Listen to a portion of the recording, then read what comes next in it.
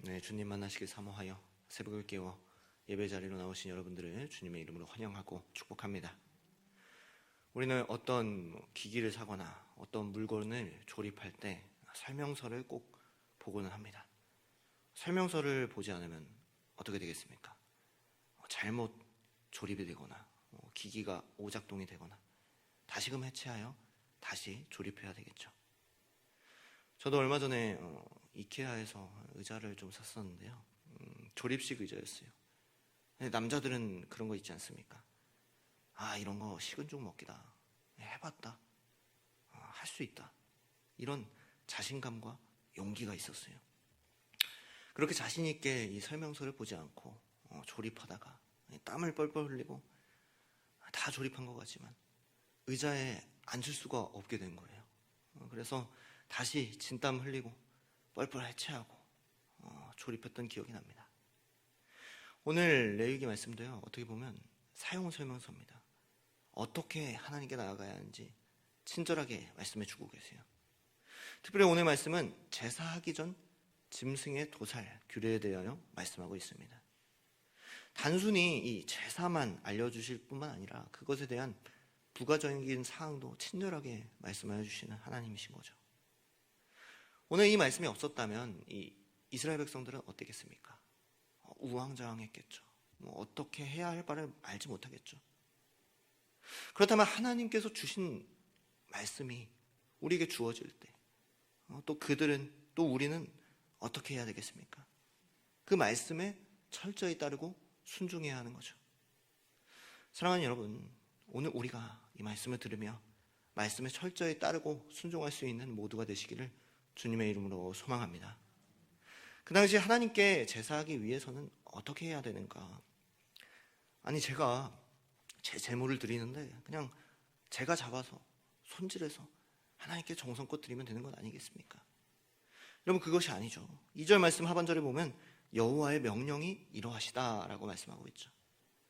그리고 이어서 말씀을 계속해 보면요, 3절 말씀에 보니까 이스라엘 집의 모든 사람이 소나 양이나 염소를 진영 안에서 잡든지 진영 밖에서 잡든지 그랬습니다. 그리고 4절 말씀에 보니까요, 회막문으로 끌고 가서 여호와의 성막 앞에서 드려야 한다고 말씀하세요. 만약 그렇지 않을 때에 4절 말씀 하반절에 뭐라고 이야기합니까? 피 흘린 자로 여겨 백성에서 끊어진다고 말씀하고 있어요. 그냥 아무 데서나 내 마음대로 이 성 밖에서 다른 곳에서 도살하는 것이 아니라 회막 앞에서 이 성막 안에서 피를 흘려야 되는 거죠. 그럼 왜 이런 말씀을 주실까요?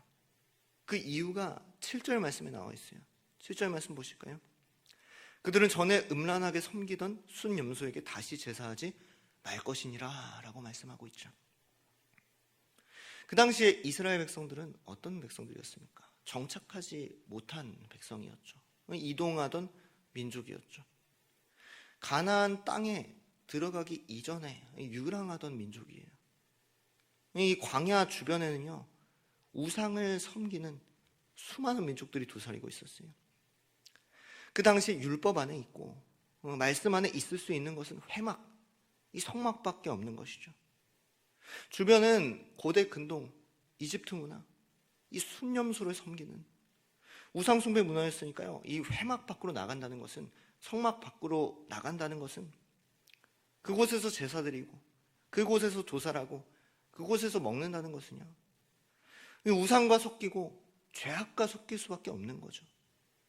그래서 하나님께서 그것을 방지하기 위해서 무조건 회막 앞에서, 무조건 성막 안에서 이 짐승을 도살하기를 원하시는 거죠. 오늘 우리도 비슷한 상황 아닙니까? 오늘 우리는요, 가나안이 아니라, 하나님 나라가 아니라 광야, 세상에서 살아가고 있는 사람들이에요.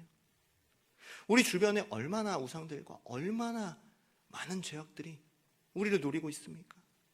하나님께 드리는 예배가 변질이 되게 하고 하나님으로부터 멀어지게 만드는 죄악들이 너무나도 많아요. 사랑하는 여러분, 오늘 우리의 성막, 오늘 우리의 회막 앞은 어디입니까?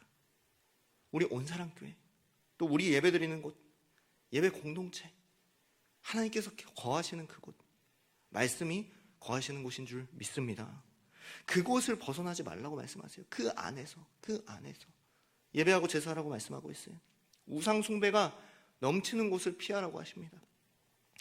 아무렇게나 제사 드릴 수 없어요. 내 마음대로, 내 뜻대로 아무렇게나 살아갈 수가 없는 거죠. 하나님의 말씀대로 살아가야 하는 것이 하나님의 백성들인 거죠. 여러분, 물건의 조립, 기기의 조립은요, 아까 제가 잘못 조립했다고 했지만 다시 해체하고 다시 조립하면 돼요. 다시 설명서 보고 하면 됩니다. 좀 힘들어도 다시 복구시키면 되죠. 그런데 이 제사, 하나님께 잘못 나아가는 것은요, 돌이킬 수 없어요. 이 말씀을 지키지 않을 경우 4절에서도 또 9절 말씀에서도요, 2번씩이나 백성 중에서 끊어지리라 말씀하고 계세요. 여러분, 9절 말씀 보실까요? 회막문으로 가져다가 여호와께 드리지 아니하면 그는 백성 중에서 끊어지리라. 2번씩이나 강조하고 계세요. 그만큼 하나님의 말씀을 지키지 않는 것은 위험한 것, 우상 숭배는 위험한 것, 돌이키기 힘든 것, 그만큼 죄악 가운데 거하는 것은요, 하나님 나라와 또 하나님 나라의 백성과 멀어질 수 있다는 것 아니겠습니까? 오늘 우리는 어떻게 신앙생활하고 어떻게 삶을 살아가고 계십니까? 우리는 우리의 회막, 성막, 예배, 말씀 가운데 거하며 살아갈 수 있는 모두가 되기를 주님의 이름으로 소망합니다. 이어서 말씀하시는 것을 보면요, 피를 먹는 것을 금하십니다. 10절 말씀 보실까요? 10절 말씀에 보시면 이스라엘 집사람이나 그들 중에 거류하는 거류민 중에서 무슨 피든지 먹는 자가 있으면 내가 그 피를 먹는 사람에게는 내 얼굴을 대하여 그를 백성 중에서 끊으리니 그랬습니다. 또 백성 중에서 끊어질 일이 있는 거죠. 왜 이 피를 먹지 말라고 할까요? 단순히 선지를 먹지 말라는 걸까요? 맛있는 선지 해장국을 먹지 말라. 여러분, 11절 말씀에 보니까요, 육체의 생명은 피에 있음이니 그랬습니다. 그만큼 생명이 소중하다는 것을 알려주시는 거죠. 사람의 피든지 짐승의 피든지 무고하게 피를 흘리는 것을 방지하기 위함이죠. 그만큼 생명을 사랑하시는 하나님, 지으시고 만드신 모두를 사랑하시는 하나님의 마음이 드러나는 말씀이죠. 또 어떻습니까? 11절 하반절에 이 피를 너희에게 주어 제단에 뿌려 너희의 생명을 위하여 속죄하게 하였나니 생명의 피에 있으므로 피가 죄를 속하느니라 그랬습니다. 여러분, 이 말씀에 따르면 이 피 제사를 왜 드리는 겁니까? 짐승의 피를 왜 흘리는 겁니까? 이 짐승도 또 생명도 참 소중하지만 죄를 지었기 때문에 이 제사를 드릴 수밖에 없는 거예요. 원래는 우리가 피를 흘릴 수밖에 없어요. 근데 하나님께서는요, 우리의 생명 대신에 이 짐승의 피를 흘리게 하세요.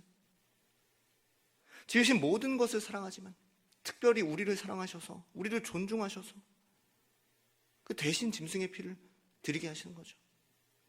하나님께서 짐승을 사랑하시지 않는 게 아니에요. 13절 말씀에 새를 사냥하셨거든 그것의 피를 흘리고 흙으로 덮을지니라 말씀하고 있어요. 14절 말씀에 보면요, 모든 생물은 그 피가 생명과 일체라 너희는 어떤 육체의 피든지 먹지 말라 말씀하세요. 모든 것을 사랑하시지만, 모든 생명을 사랑하시지만 특별히 우리를 사랑하셔서 짐승의 피를 흘리게 하세요. 여러분, 이 사랑이 느껴지세요? 그런데 더 크고 놀라운 사랑이 무엇인지 아십니까? 세상 모든 만물의 생명도 끔찍히 여기시지만 하나님께서 독생자 예수 그리스도의 피를 대신 내어주세요. 짐승 대신 그 예수의 피와 그 예수의 생명을 내어주세요. 우리의 피와 또 우리의 생명을 위하여 대신 가장 사랑하시는 독생자 예수 그리스도를 우리에게 내어주신 줄로 믿습니다. 오늘 우리는요, 예수 그리스도의 피로 산 인생입니다. 대신 우리가 피를 흘리고 생명을 내놓아 하지만 너무나도 우리를 사랑하셔서 대신 피 흘리신 주님이세요. 이 주님을 위하여 말씀을 지키고 피로 값주고 사신 생명을, 또 하나님께서 만드신 생명을 우리는 귀히 여겨야 돼요. 우리는 예수 그리스도의 피로 값주고 사신 그 값비싼 인생을 어떻게 살아가고 계십니까? 얼마나 감사하며 얼마나 그 은혜에 감격하며 살아가십니까? 하나님의 설명서, 말씀대로 그 말씀 따라 살아가고 계십니까? 회막 안에서, 성막 안에서, 교회 안에서, 하나님이 거하신 그곳에서 말씀에 순종하며 살아가고 계십니까? 사랑하는 여러분, 예수 그리스도의 피로 값주고 사신 인생을 헛되이 살지 맙시다. 하나님 주신 말씀대로 하나님께 나아가며 하나님을 예배하며 더 이상 무고한 피를 흘리지 않는 하나님 나라의 백성들, 복된 백성들이 다 될 수 있기를 주님의 이름으로 축복하고 소망합니다. 아멘.